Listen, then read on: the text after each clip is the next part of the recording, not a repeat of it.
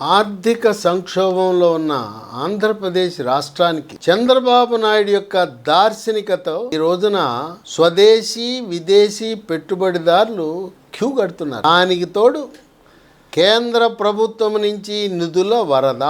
6 నెలల కాలంలో కేంద్ర ప్రభుత్వ నిధులు పెట్టుబడులు 3 లక్షల కోట్లు ఇచ్చిన ఏకైక రాష్ట్రం ఆంధ్రప్రదేశ్ రాష్ట్రం. ఇంకా ప్రతిపక్షమైన చిన్న పార్టీ వైఎస్ఆర్సీపీ పార్టీ వాళ్ళు ఏదో విమర్శలు చేస్తున్నారు. 6 నెలల్లో 9 కంపెనీలు 1,80,000 కోట్ల పెట్టుబడి 3 లక్షల మందికి ఉపాధి కల్పించే ఈ 9 కంపెనీలు లాంఛనంగా ప్రభుత్వంతో ఒప్పందం కుదుర్చుకుని నిర్మాణ పనులు ప్రారంభించి మరొక 6 నెలల నుంచి 2 సంవత్సరాల కాల వ్యవధిలో ఉపాధి అవకాశాలు కల్పించడానికి రంగం సిద్ధం చేసుకున్నాయి. ఇవి చంద్రబాబు నాయుడు కేవలం అమరావతికే పరిమితం చేయకుండా రాష్ట్రం నుండి 26 జిల్లాలు 13 ఉమ్మడి జిల్లాల పరిధిలో పరిశ్రమలు స్థాపించే విధంగా వ్యూహరచన చేయటం మరొక విశేషం. ఈ 9 కంపెనీలు చాలా మందికి అన్నీ తెలవదు కనుక యువత సిద్ధం కండి.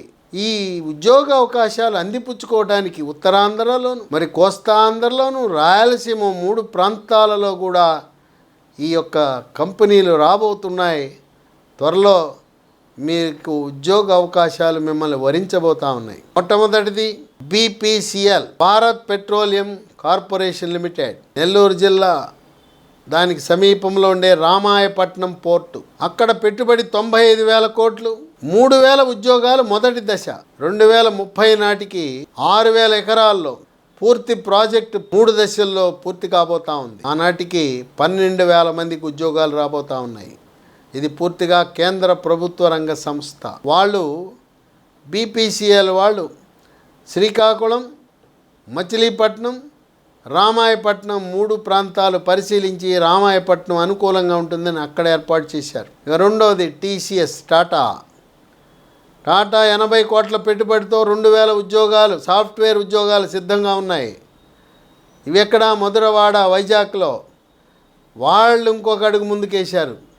మా భవనం సిద్ధం కాకముందే అద్దె భవనంలో ఈ జూన్లోనే ఉద్యోగాలకు కావాల్సిన రిక్రూట్మెంట్ జరిపి జూన్లోనే కార్యకలాపాలు. జూన్ 2025 ఇంకా ఉన్నది 4 నెలలే. అద్దె భవనంలో టీసీఎస్ వాళ్ళు ప్రారంభించి 2,000 మందికి ఉపాధి కల్పించబోతా ఉన్నారు. ఇక మూడవది రాయలసీమ ప్రాంతంలో వెనుకబడిన సత్యసాయి జిల్లాలో అక్కడ ఆజాద్ ఇండియా మొబిలిటీ, మనం బస్సుల మీద బాడీ మీద చూసుంటాం ఆజాద్ అని. ఆజాద్ అనే కంపెనీ ఈ బస్సులు బాడీ బిల్డింగు, ఆటోల బాడీ బిల్డింగ్లో నిష్ణాతులు. సత్యసాయి జిల్లా అక్కడ 1,000 కోట్ల పెట్టుబడితో 2,500 ఉద్యోగాలు వచ్చేలా వాళ్ళు ఎవరెవరికి బాడీ బిల్డింగ్ చేస్తారంటే వాల్వో, ఇసూజు, ఆర్టీసీకి కూడా బాడీ బిల్డింగ్ చేస్తారు. సంవత్సరానికి 15,000 బస్సులకు ఇంజిన్ మీద బాడీ నిర్మాణం చేసే సదుపాయం ఉంది. ఇక 4 బాలాజీ యాక్షన్ బిల్డ్ వెల్, ఇది ఎక్కడ? అనకాపల్లిలో వస్తూ ఉంది. 1,200 కోట్ల పెట్టుబడి, 1,500 ఉద్యోగాలు. ఇక 5 ఏఎం గ్రీన్ అమోనియా కాకినాడలో 12,000 కోట్ల పెట్టుబడి, 3,000 ఉద్యోగాలు. 6 జాన్ కోకరిల్ గ్రీన్ కో, ఇది కర్నూలులో 2,000 కోట్ల పెట్టుబడి, 500 మందికి ఉద్యోగ అవకాశాలు. 7 టాటా పవర్ రెన్యూవబుల్, ఈ కంపెనీ కర్నూలులో 2,000 కోట్ల పెట్టుబడి, 1,500 ఉద్యోగాలు. రాయలసీమ ప్రాంతాన్ని ఈ యొక్క సోలార్ పవర్కి దాన్ని ఎంపిక చేసుకోవడం జరిగింది. అలాగే నంద్యాల ప్రాంతాన్ని రాయలసీమలో నంద్యాల జిల్లాలో సీడ్ క్యాపిటల్గా కూడా గుర్తించి విత్తనాభివృద్ధికి దాన్ని ఎంపిక చేసుకోవడం జరిగింది.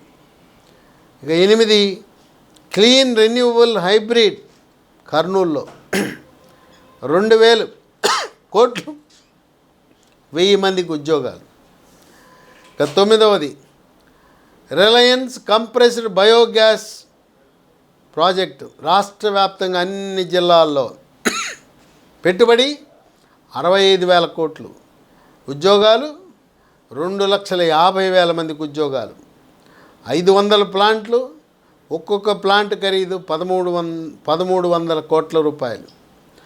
ఆ విధంగా ఉత్తరాంధ్రలో, రాయలసీమలో, కోస్తా ఆంధ్రలో అన్ని జిల్లాలలో ఇవి 9 పరిశ్రమలు, వాళ్ళ నిర్మాణ పనులు ప్రారంభించిన కంపెనీలు ఇవి.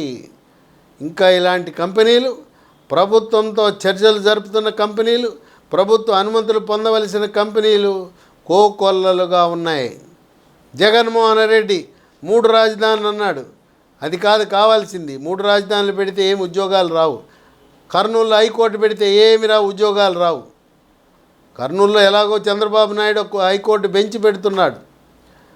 అందువల్ల ఈ పరిశ్రమలు రావాలి. చంద్రబాబు నాయుడు ఒక వాగ్దానం చేశాడు, ఎన్నికల హామీ. నేను 5 సంవత్సరాల కాల వ్యవధిలో 20 లక్షల మంది యువతకు ఉపాధి ఉద్యోగ అవకాశాలు కల్పిస్తానన్నారు.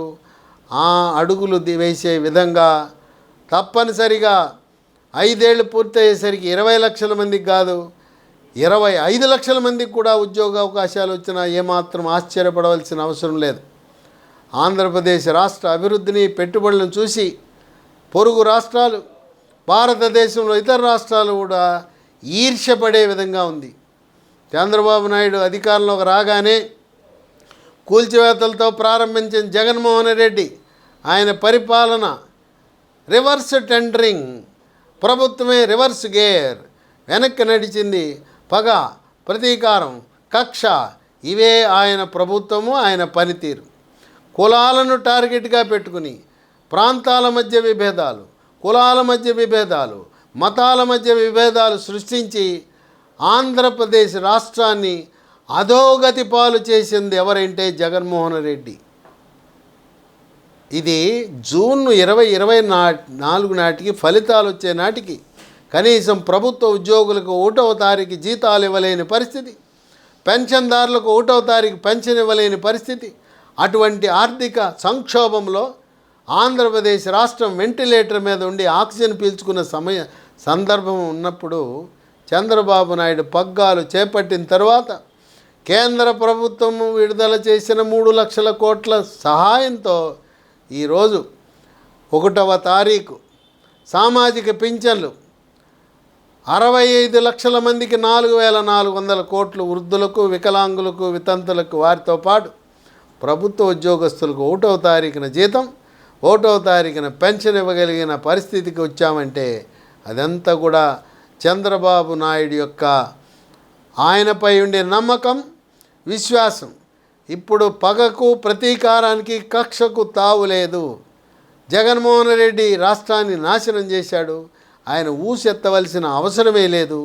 మన దృష్టి అభివృద్ధి, సంక్షేమం, ఆంధ్రప్రదేశ్ రాష్ట్రం వికసిత్ ఆంధ్రప్రదేశ్ కావాలని, వికసిత భారత్ దిశగా అడుగులు పడాలని, స్వర్ణాంధ్రప్రదేశే లక్ష్యంగా రాత్రనక, పగలనక, ఎండనక, వాననక చంద్రబాబు నాయుడు అహర్నిశలు కృషి చేస్తూ 2027 నవంబర్ దీపావళి నాటికి అమరావతి నిర్మాణం పూర్తి కావాలి, పోలవరం పూర్తి కావాలి. ఏ ప్రాజెక్టులు అయితే ప్రారంభమైనాయో, పరిశ్రమలు ప్రారంభమయ్యాయో 2027 నాటికి కనీసము 15 లక్షల మందికి ఉపాధి కల్పించాలనే బృహత్ లక్ష్యంతో అడుగులు వేస్తున్నాడు చంద్రబాబు నాయుడు. ఈరోజు ఎక్కడ చూసినా స్వదేశీ పెట్టుబడిదారులు, విదేశీ పెట్టుబడిదారులు ఎక్కడ విజయవాడ, ఎక్కడ అమరావతి అని చెప్పి క్యూలు కట్టి వాళ్ళు ఆంధ్రప్రదేశ్ రాష్ట్రంలో పెట్టుబడులు పెట్టడానికి ఆసక్తి కనపరచడం అనేది ఇది కేవలం చంద్రబాబు నాయుడు యొక్క బ్రాండ్ ఇమేజ్ అని చెప్పి ఆర్థిక రంగాన్ని విశ్లేషకులు భావిస్తున్నారు.